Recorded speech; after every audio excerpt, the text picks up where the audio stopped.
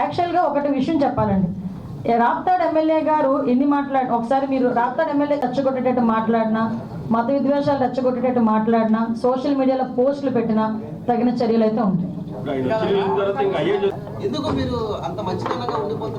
మేము మంచితనంగా అది మీకు మంచితనంగా కనిపిస్తే నిజంగా చాలా అదృష్టవంతులమే.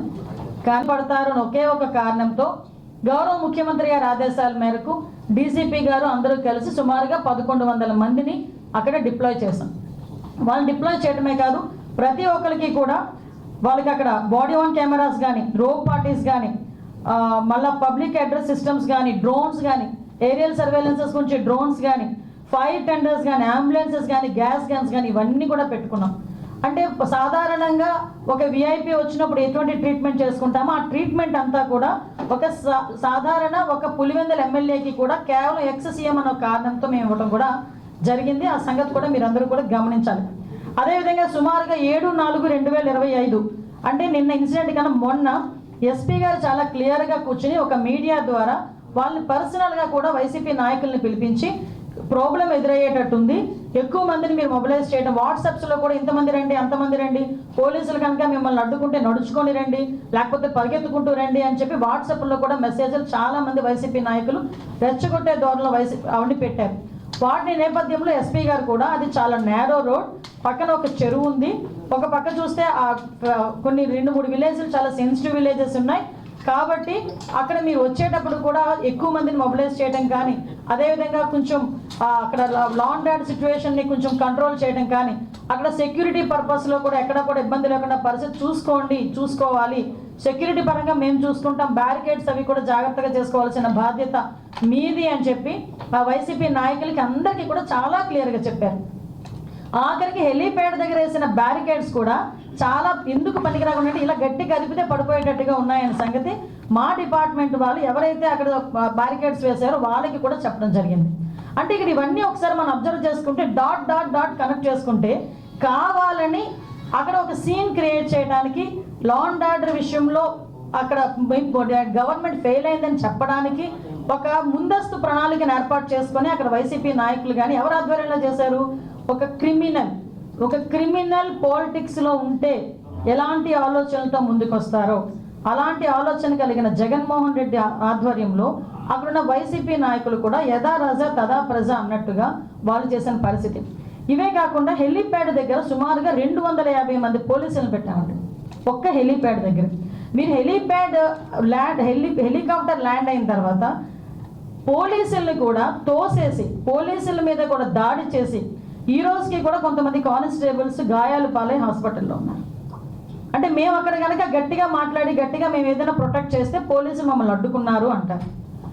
మేము అయినప్పటికీ కూడా ప్రొటెక్ట్ చేయడానికి చూసినా ఒక విఐపి అక్కడ ఉన్నారు, అక్కడ మీ ఎక్స్-సీఎం ఉన్నారు, అతని ప్రొటెక్షన్ మా బాధ్యత అని మా పోలీసులు ముందుకు వచ్చి 250 మంది పోలీసులు ఓన్లీ ఒక హెలీప్యాడ్లోనే ఉంటే వాళ్ళు తోసుకుంటూ నెట్టుకుంటూ దాడి చేసి మొత్తం అందరూ కూడా హెలికాప్టర్ దగ్గర చేరుకున్నారు.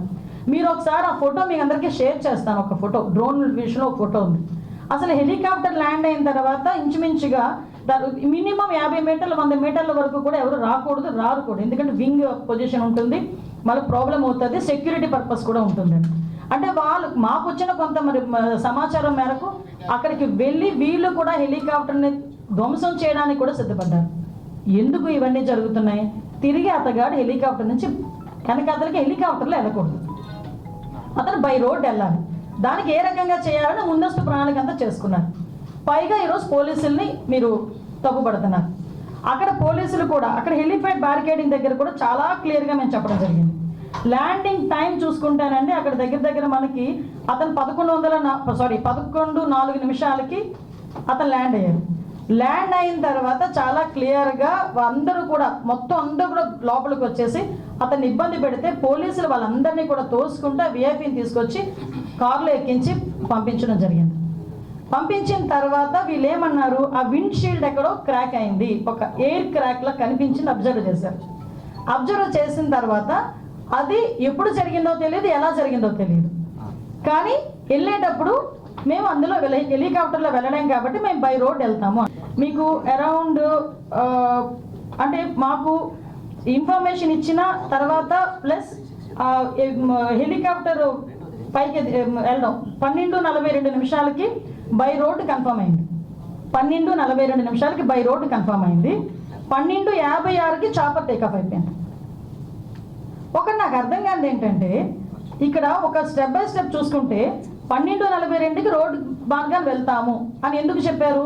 హెలికాప్టర్ చాపర్ వాడు పైలట్ మేము మళ్ళీ పైకి తీసుకెళ్ళలేము, మాకు ఇబ్బంది అవుతుంది, టెక్నికల్ ఇష్యూస్ ఉన్నాయి కాబట్టి అతను ఏ ప్రోటోకాల్ ప్రకారం చెప్పాడు, ఏ టెక్నికల్ బేస్డ్ అని అతను చెప్పాడు, లేకపోతే అతను ఎందుకు ఇబ్బంది పడ్డాడు తిరిగి విఐపిని తీసుకెళ్ళడానికి, ఇది ముందస్తు ప్రణాళిక, లేకపోతే అతను వన్ సైడ్కే చాపర్ మాట్లాడుకున్నాడా, ఇవన్నీ కూడా మనం ఆలోచన చేసుకోవాలి. ఎందుకు ఇన్ని డౌట్లు వస్తున్నాయంటే, చాపర్ ఎగరడానికి విఐపి ఉంటే ఎగరడానికి ఇబ్బంది అట. విత్-ఇన్ 14 minutesలో చాపర్ టేకాఫ్ అయిపోయింది, హ్యాపీగా వెళ్ళి ల్యాండ్ అయిపోయింది. కానీ చాపర్లో వెళ్ళే విఐపికి ప్రాబ్లం కానీ ఆ పైలట్కి ప్రాబ్లం కాదా? మరి పైలట్ ఎలా వెళ్ళాడు అదే చాపర్లో? ఒకసారి మనం ఆలోచన చేసుకోవాలి కదా ప్రజలందరూ కూడా. అదేవిధంగా మీరు అబ్జర్వ్ చేసుకుంటే ఎంత అంటే ఒక క్రిమినల్ సైకాలజీ ఉన్న వ్యక్తి పొలిటికల్ లీడర్, మళ్ళీ ఎందుకు చెప్తున్నానంటే నాకే చాలా చిరాకు అనిపించింది. నన్ను ఇలా కూడా ఆలోచిస్తారా ఒక పొలిటికల్ లీడర్స్, ఇలా కూడా ఆలోచిస్తారా అసలు మనుషులు అనిపించింది. 11 గంటలకి ఇంకా మేము ఇంకా అతగా ల్యాండ్ అవ్వలేదు, ఏమీ అవ్వలేదు.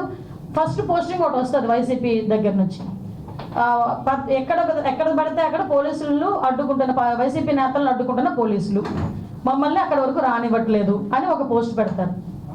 విత్-ఇన్ 30 minutesలో హెలిప్యాడ్ దగ్గర భద్రతా వైఫల్యం, పోలీసులు ఎవరు లేరు.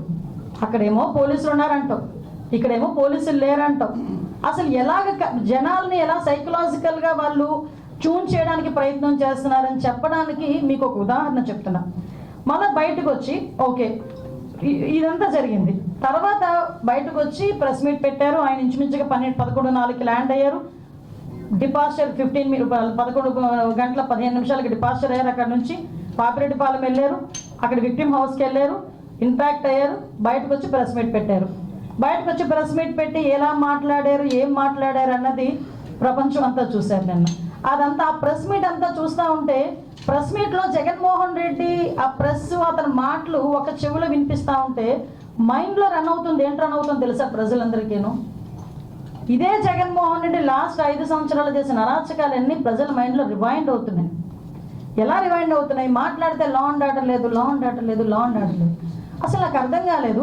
ఇంతకు ముందు చంద్రబాబు నాయుడు గారు ప్రతిపక్ష నేతగా ఉండేటప్పుడు చలో ఆత్మకూరు అని చెప్పి పిలిపిస్తే నువ్వు ఇంటి దగ్గరకు వచ్చి తాళ్లు కట్టి, గేట్లకు తాళ్లు కట్టి ఆయన హౌస్ అరెస్ట్ చేసిన పరిస్థితి కూడా మర్చిపోయాడు ఆయన ఏమైనా? ఒక పక్క నుంచి చూస్తే అదే సందర్భంలో వైజాగ్ వచ్చి ఆయన వైజాగ్ టూర్ పెట్టుకుంటే ఎయిర్పోర్ట్ నుంచి బయటికి రానివ్వకుండా గూండాలను పెట్టి అతని మీద దాడి చేయించిన పరిస్థితి మర్చిపోయారా Jaganmohan Reddy? Law and order గురించి మాట్లాడుతున్నాడు ఆయన. నేను ఇప్పుడు ఆయన ఎక్స్ సీఎంగా చంద్రబాబు నాయుడు గారు ఉన్నప్పుడు ఆయన చేసిన అరాచకాల్లో ఏదో మచ్చుకు కొన్ని చెప్తున్నా.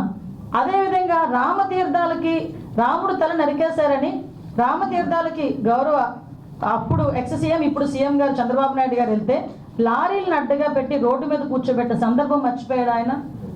ఇదే చంద్రబాబు నాయుడు గారు అమరావతి పర్యటన పెట్టుకుంటే బస్సు యాత్ర చేస్తే ఆ బస్సు మీద రాళ్ళు రువితే అది భావ స్వేచ్ఛ ప్రకటన అని నీ పోలీస్ చేత ఒక రోజు మాట్లాడించిన సందర్భాన్ని మర్చిపోయాడు జగన్మోహన్ రెడ్డి.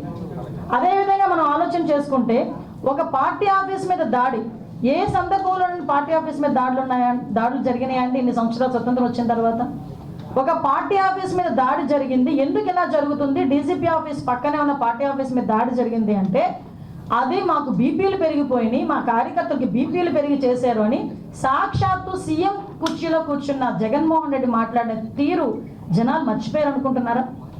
అదేవిధంగా మన కస్టోడియల్ టార్చర్, నేను మాట్లాడాడు ఎవడో వీడియో చూసుకొని ఎమ్మెల్యే వీడియోలో చూపిస్తూ పోలీసులు ఇలాగ మమ్మల్ని ఇబ్బంది పెట్టారని మాట్లాడారు. ఆ సంస్కృతికి మాది కాదబ్బా.